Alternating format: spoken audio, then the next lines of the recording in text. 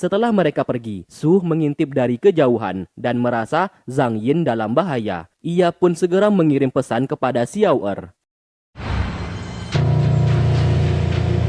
Sementara Xiao Er yang telah kembali dari sungai, ia mendapati surat dari Su. Setelah mengetahui identitas Zhang Yin sebagai siluman sudah diketahui dan diburu oleh para pendekar, Xiao Er bergegas mencarinya. Sedangkan Zhang Yin melihat para pendekar tiba-tiba mengejar ia bersama King Yi. Merasa ada yang tidak beres, mereka berdua pun segera kabur. Beruntung, mereka dibantu seseorang bernama Ji Tian. Setelah terasa cukup aman, Zhang Yin mengucapkan terima kasih atas bantuannya. Ji Tian merupakan salah satu pendekar yang juga diundang oleh Pangeran Lian untuk membasmi monster iblis. Namun di sana ia mengaku tidak berniat menjalankan tugas tersebut.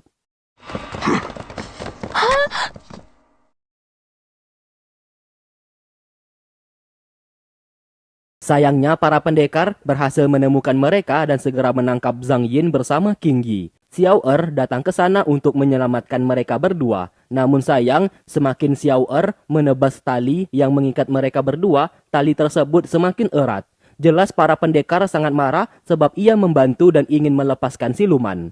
Tiba-tiba ibunya Zhang Yin datang ke sana. Karena ibu Zhang Yin merupakan petinggi dari sekte Sisuan, mereka semua pun tidak bisa berbuat apa-apa dan memilih pergi. Mereka pun sangat kecewa kepada sekte Sisuan. Di sana, sang ibu langsung menamparnya dan berniat membawanya pulang. Zhang Yin menolak sebab ia akan tetap berada di sana untuk membantu Xiao Er. Lantas ia pun pergi dari sana.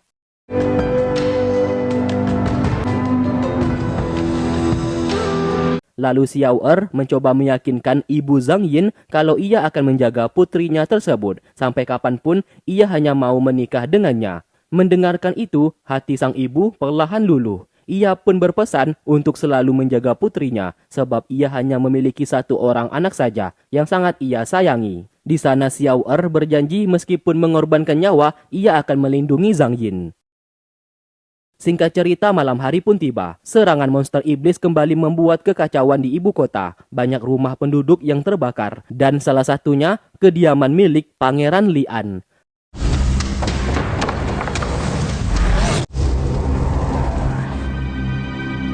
Keesokan paginya, mereka semua berkumpul, membahas cara bagaimana menghadapi monster iblis tersebut. Tak lama kemudian, Bunga bersama Yin Feng juga datang ke sana. Lalu Xiao Er memberikan tugas kepada mereka masing-masing. Beberapa dari mereka dibentuk sebuah kelompok untuk ditugaskan pergi mengevakuasi para penduduk. Sedangkan Bunga bersama Yin Feng dipinta untuk menjaga ibu kota dan melakukan patroli.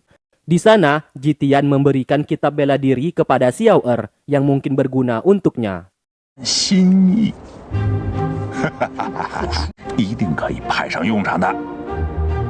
Di malam hari, mereka berdua berjaga di Sungai Hao, menunggu monster iblis keluar dari sarangnya. Terlihat mereka berdua tidak bertegur satu sama lain, yang pada akhirnya Xiao Er mencoba memberanikan diri dan mengaku kalau ia bukan dewa buangan yang asli, melainkan palsu. Semuanya bisa terjadi karena kesalahpahaman saja, yang dimana ia tak sengaja menggunakan kalung giok hijau, sehingga semua orang menganggap ia sebagai dewa buangan. Tiba-tiba Zhang Yin menyerang, ternyata monster iblis telah keluar dari sarangnya. Dengan segera, Xiao Er membuat portal pelindung untuk mereka.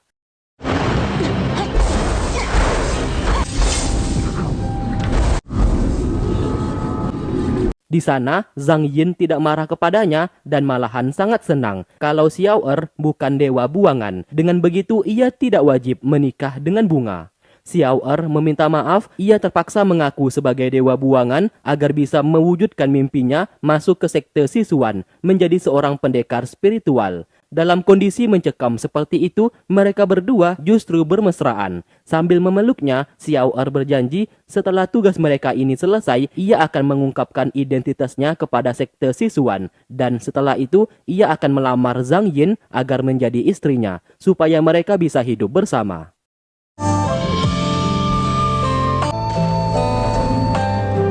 Sementara itu, kita diperlihatkan monster iblis yang masih tertidur di dalam sarang miliknya, yang ternyata berupa seekor naga. Sedangkan Xiao Yan membaca kitab pemberian dari Jitian tempo hari. Ia terkejut, kitab itu berisikan teknik bela diri terlarang dan merasa heran dari mana Jitian mendapatkan kitab itu. Lalu mereka melihat energi monster iblis di Sungai Hao. Dengan cepat mereka berdua pun masuk ke dalam. Setelah sampai di dasar sungai, mereka pun mengetahui sosok dari monster iblis merupakan seekor naga. Kedatangannya pun membuat naga tersebut terbangun dan melancarkan serangan. Pertarungan sengit pun terjadi.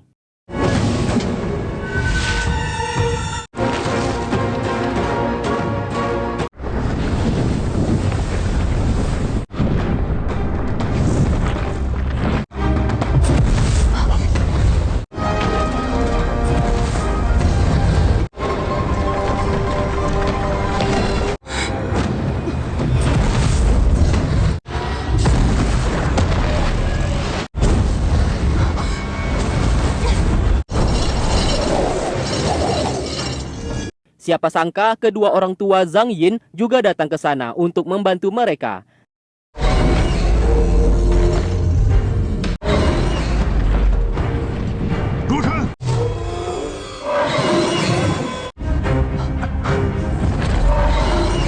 Setelah berhasil menyegel naga tersebut, Xiao Er segera naik ke atas kepala naga itu untuk mengambil barang pusaka di sana. Sayangnya, naga tersebut terbang ke langit.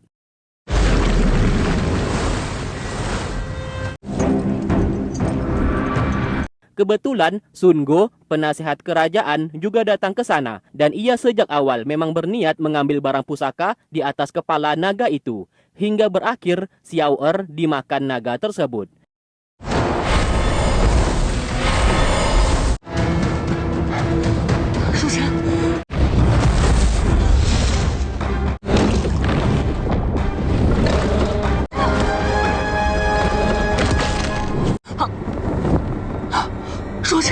Di sana Xiao Er mengingat kitab terlarang yang dibaca sebelumnya, yang ternyata berguna menyerap energi spiritual milik naga tersebut. Ia pun segera melafal mantra dari kitab itu dan secara perlahan energi milik naga tersebut masuk ke dalam tubuhnya. Dengan kekuatan barunya, monster naga iblis berhasil ia bunuh.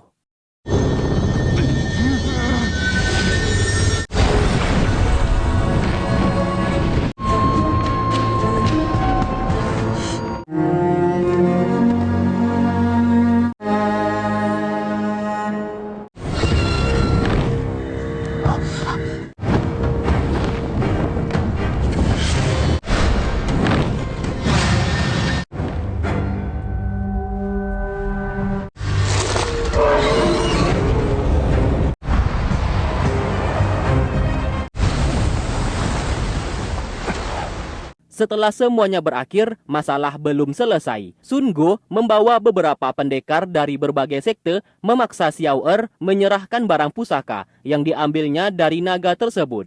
Di sana Xiao Er mengaku tidak mengambilnya dan tidak tahu keberadaan barang pusaka itu. Kedua orang tua Zhang Yin bertarung melawan mereka agar memberikan kesempatan kepada putrinya bersama Xiao Er untuk pergi.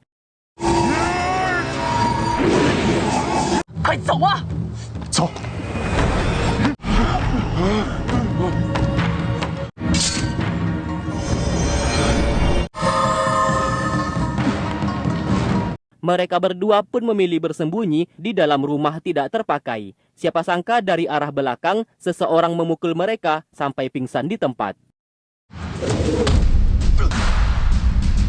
Ternyata orang itu adalah kedua orang tua angkatnya Xiao Er. Setelah menyadari pemuda yang mereka buat pingsan adalah Xiao Er, tentu saja menjadi panik dan merasa bersalah.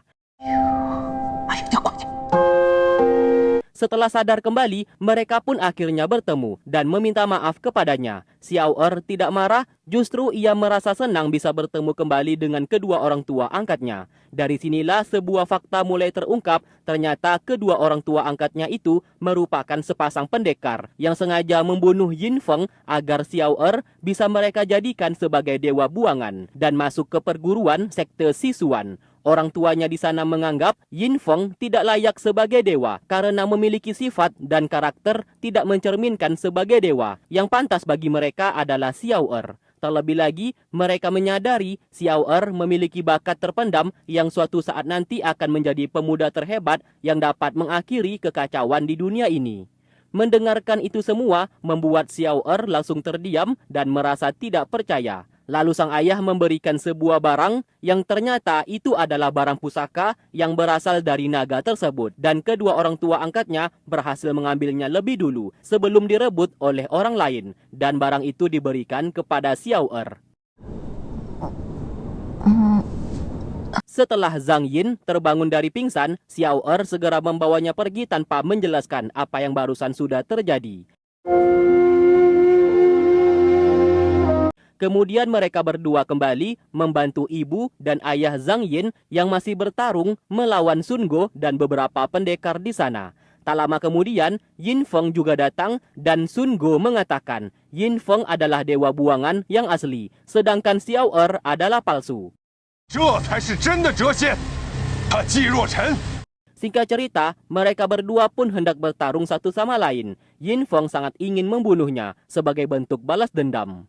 Xiao Er terus menjelaskan bukan ia yang membunuhnya waktu itu. Tetap saja Yin Feng tidak percaya. Terlihat dengan sangat jelas kekuatan Xiao Er jauh di atas Yin Feng. Bahkan ia sebenarnya mampu mengalahkannya. Namun Xiao Er tidak mau melakukan itu. Yang berakhir ia terluka akibat Yin Feng langsung menyerangnya. Zhang Yin beserta kawan-kawan datang ke sana untuk membantu Xiao Er. Namun sayang mereka justru terluka dan kalah kekuatan. Di saat itulah Bunga datang ke sana untuk menghentikan Yin Feng. Melihat ini semua, Xiao Er akan menyelesaikan masalah ini. Ia pun menitipkan Zhang Yin kepada Komandan Ling dan meminta untuk dijaga. Kemudian ia melanjutkan pertarungan melawan Yin Feng. Sedangkan kedua orang tua Zhang Yin masih bertarung. Sesaat, ayah Zhang Yin melihat ketua sekte Qingsu pergi untuk membunuh Xiao Er. Ia pun segera menghadangnya. Ia tidak akan membiarkan King Xuan, pemimpin sekte Qingsu ini, membunuh Xiao Er. Kembali ke Xiao Er, pertarungan mereka pun berhasil dimenangkan olehnya. Namun karena Xiao Er memang tidak berniat membunuh Yin Feng, ia juga ikut terluka parah.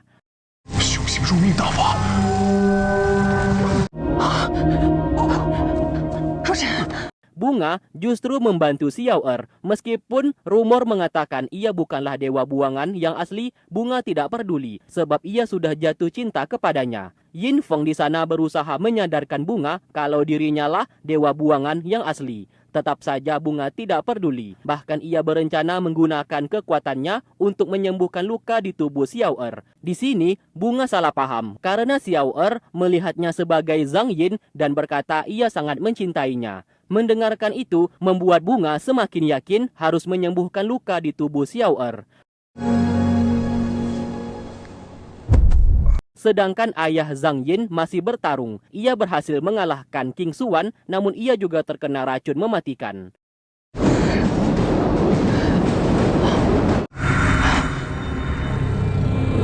Sementara ibu Zhang Yin terluka parah menghadapi mereka semua. Beruntung, sekte Sichuan datang membantu, sehingga para pendekar di sana memilih pergi. 就那帮西玄老儿，个个如缩头乌。师傅，拯救！我们走。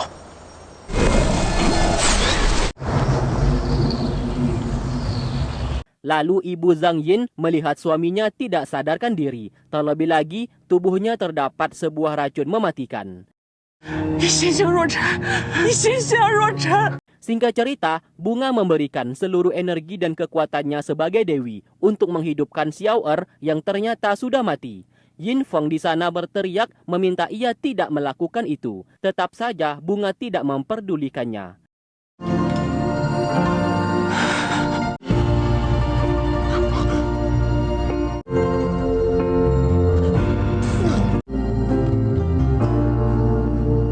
Sementara di tempat lain, Zhang Yin telah sadar dari pingsannya. Komandan Ling berkata ia dibawa olehnya dan berada di markas siluman lautan Wujin. Zhang Yin segera pergi keluar dan terlihat ia berada di tengah pulau kecil. Ia pun meminta perahu untuk pulang menemui Xiao Er. Komandan Ling memberikannya perahu dan mempersilakan ia untuk pergi. Setelah Xiao Er sadar, ia mendapatkan informasi keberadaan Zhang Yin yang kini berada di lautan Wujin dalam kondisi baik-baik saja. Tak lama kemudian, Si Ji, murid dari sekte Yunzong, marah kepada Xiao Er karena untuk menyelamatkannya, Bunga telah memberikan seluruh kekuatan dewinya, sehingga Bunga terancam tidak bisa kembali ke dunia langit dan menjadi manusia biasa. Dengan segera ia menemui Bunga untuk mengucapkan terima kasih sambil mengakui kebenaran kalau ia bukanlah dewa buangan. Di sana Bunga ternyata sudah tahu ia melakukan ini semua karena benar-benar mencintainya, bukan karena statusnya sebagai dewa buangan. Bunga sudah tidak peduli terhadap kisah cintanya dengan si dewa buangan.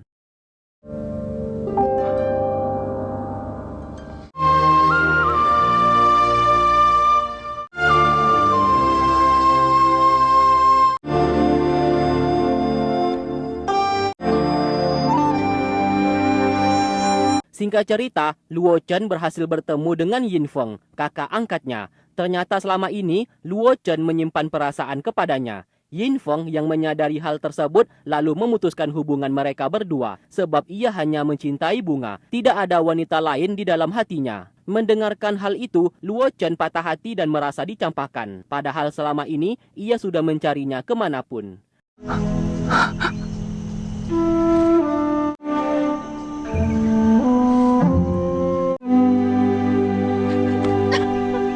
Sementara itu, Xiao Er sudah bersiap untuk pergi menjemput Zhang Yin di lautan Wujin. Semua barang dan perlengkapan sudah dipersiapkan. Baru saja hendak pergi, ternyata terdapat beberapa murid yang sudah diutus untuk menjaga kediamannya. Melihat itu, Xiao Er menyadari ia sudah dikurung dan dilarang meninggalkan sekte Sisuan. Di malam harinya, Sang sengaja memberikan minuman kepada para murid yang berjaga di kediaman Xiao Er. Minuman itu telah dimasukkan racun sehingga murid di sana langsung tidak sadarkan diri. Setelah berhasil melakukan itu, Xiao Er lalu keluar dan ia pun bersiap untuk pergi. Baru saja hendak berangkat, tiba-tiba Yun Feng datang menghampirinya. Mereka pun mengobrol yang intinya Yun Feng tidak marah dan sudah tahu ia hendak pergi menjemput Zhang Yin. Namun setidaknya sebelum ia pergi, Xiao Er harus menyerahkan barang pusaka yang berhasil diambilnya dari monster naga iblis kemarin kepada Guru Ziyang. Sebab apabila masih berada di tangannya, takutnya semua orang akan menyerang dan berusaha merebut barang pusaka tersebut. Sama saja Xiao Er membahayakan nyawanya sendiri. Keesokan harinya, ia pun pergi menemui Guru Ziyang dan menyerahkan barang pusaka yang berhasil ia dapatkan. Terlihat barang pusaka itu mengeluarkan sebuah gambar dimensi yang diketahui banyak menyimpan energi spiritual.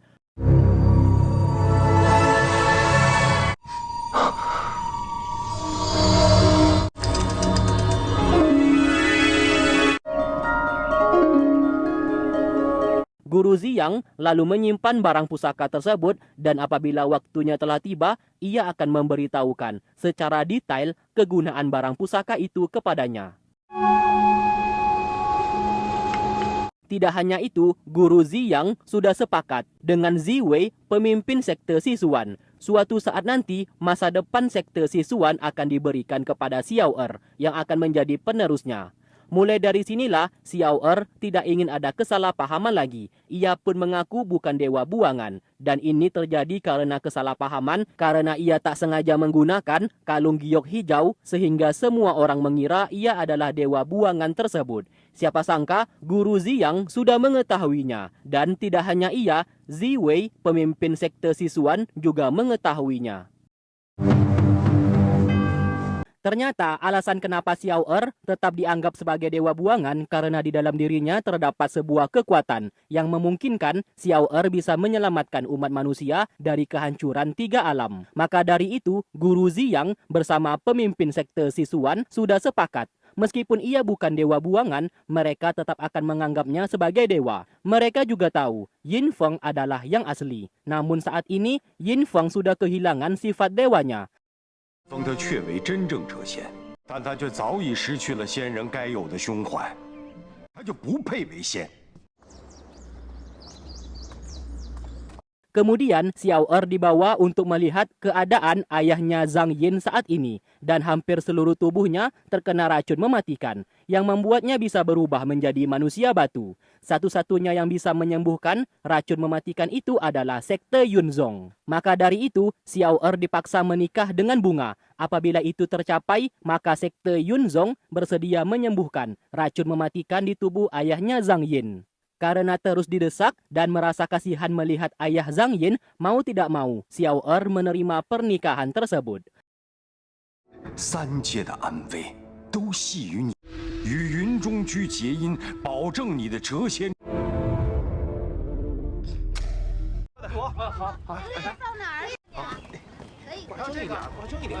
Singkat cerita, Yin Feng yang sedang melakukan kultivasi menyembuhkan luka di tubuhnya mendapatkan informasi kalau bunga sebentar lagi akan menikah dengan Xiao Er. Hal itu membuat hatinya sangat hancur. Ia pun bertanya kepada King Xuan mengenai informasi itu. Dan di sana, King Xuan membenarkannya. Ia marah kepada Yin Feng karena kemarin tidak membunuh Xiao Er waktu itu. Andaikan saja ia membunuhnya, maka semuanya ini tidak akan terjadi.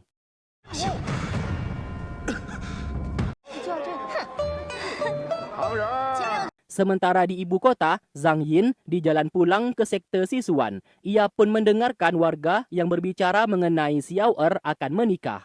Ia pun salah paham dan mengira pernikahan itu dipersiapkan untuk dirinya bersama Xiao Er. Ia pun menjadi sangat senang dan bergegas untuk pulang. 新娘是个凡人，我就去太玄宫跟你爹娘提。 肯定是在偷偷准备婚礼，想给我惊喜。 Setelah sampai, Zhang Yin justru dilarang masuk oleh murid yang berjaga. Alangkah terkejutnya, ternyata yang akan dinikahi oleh Xiao Er adalah bunga, bukan dirinya. Hal itu membuatnya menjadi sangat marah dan tetap memaksa masuk ke dalam.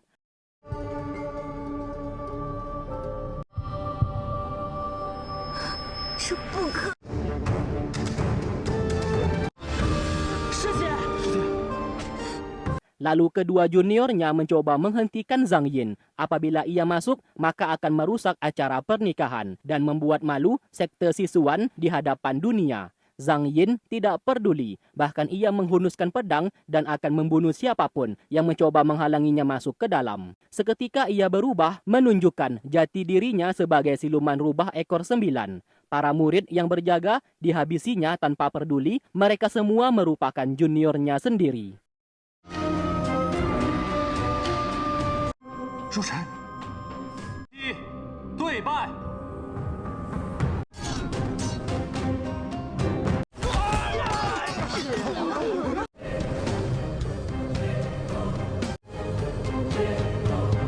大胆张茵茵，休得放肆！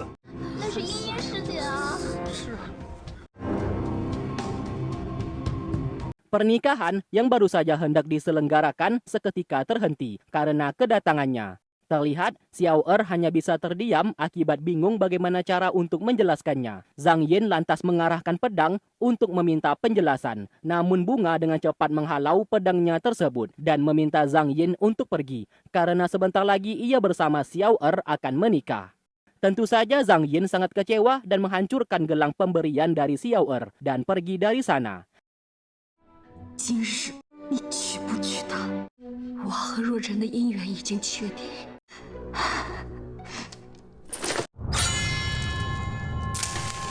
我张茵茵不稀罕。小二，我要忘了你。 Karena Zhang Yin sudah diketahui sebagai siluman rubah ekor 9, para pendekar dari berbagai sekte yang menghadiri acara tersebut bergegas keluar untuk menangkapnya. Di saat hampir dibunuh, Xiao Er segera menghentikan.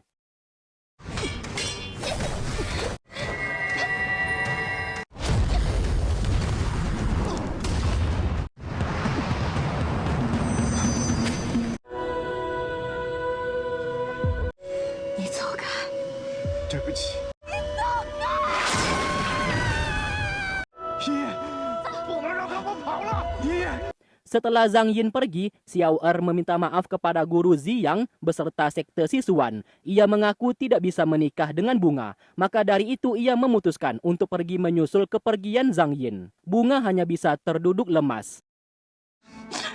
若晨，子阳，局面你该如何收场？ Melihat itu, Ziyang merasa bersalah. Mewakilkan nama sekte Sisuan, ia pun meminta maaf kepada pemimpin sekte Yunzong dan berjanji akan menyelesaikan masalah ini. 回去吧。 Sementara Xiao Er mencari keberadaan Zhang Yin namun tidak ketemu. Sampai malam hari pun ia gagal menemukannya.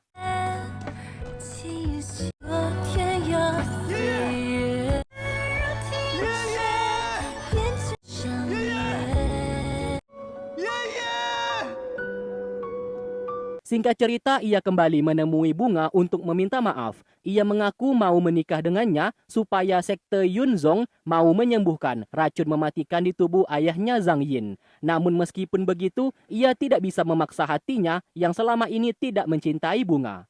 Bunga yang mendengarkan hal itu seketika langsung marah dan menamparnya. Kemudian ia memeluk Xiao Er, memohon agar mencintainya juga, karena Bunga tidak bisa hidup tanpanya. Xiao Er melepaskan pelukannya itu dan sekali lagi meminta maaf. Di hatinya hanya ada Zhang Yin, tidak ada wanita lain. Kecewa, marah, bercampur sedih membuat Bunga memilih pergi dari sana. Ia akan menemui gurunya untuk membatalkan pernikahan mereka.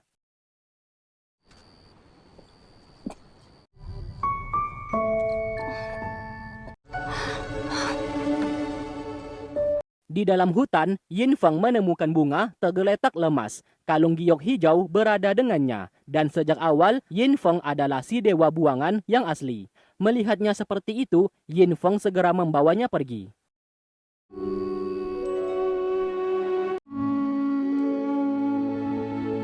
Sementara itu, Luo Chen melakukan kultivasi untuk memperkuat ilmunya, yang tak lain untuk balas dendam kepada Xiao Er dan menyalahkan Xiao Er sehingga ia kehilangan Yin Feng, pria yang ia cintai. Kemudian ia memanfaatkan Li An, putra mahkota kerajaan, dalam memuluskan rencana balas dendamnya, sampai-sampai ia rela ditiduri oleh Li An dalam menunjukkan kepura-puraannya, seolah-olah ia sangat mencintai sang pangeran, agar nanti ia bisa manfaatkan.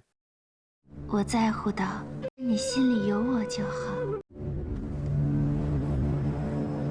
Xiao Er hendak berangkat meninggalkan sekte Sisuan untuk mencari keberadaan Zhang Yin. Yun Feng beserta sahabat-sahabatnya di sana sangat mendukung keputusannya dan meminta Xiao Er untuk berhati-hati.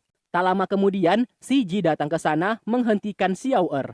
Ia tidak akan membiarkannya pergi dan menuntut balas dendam akibat sudah menyakiti perasaan Bunga. Sang segera menghentikannya agar bisa memberikan kesempatan kepada Xiao Er untuk pergi. Mereka berdua pun lalu bertarung satu sama lain. 小心，不要因为一点误会伤了和气。看什么呀，追呀！ Saat sedang bertarung, tanpa sengaja, Si Ji menghancurkan sarang lebah. Melihat itu, Sang segera melindunginya. Benih-benih cinta mulai muncul di hati mereka berdua. 应该没事了。 Setelah itu, Yun Feng menceritakan apa yang sudah terjadi kepada guru Ziyang. Ia memiliki sebuah ide supaya hubungan antara sekte Sisuan dan sekte Yunzong tetap terjalin, yaitu menikahkan Sang bersama Si Ji. Dengan begitu, ayah Zhang Yin tetap bisa disembuhkan. Mendengarkan ide darinya, mereka pun segera menemui Jin San, pemimpin sekte Yunzong, dalam membahas masalah ini. Syukurnya, Jin San setuju mengenai ide mereka.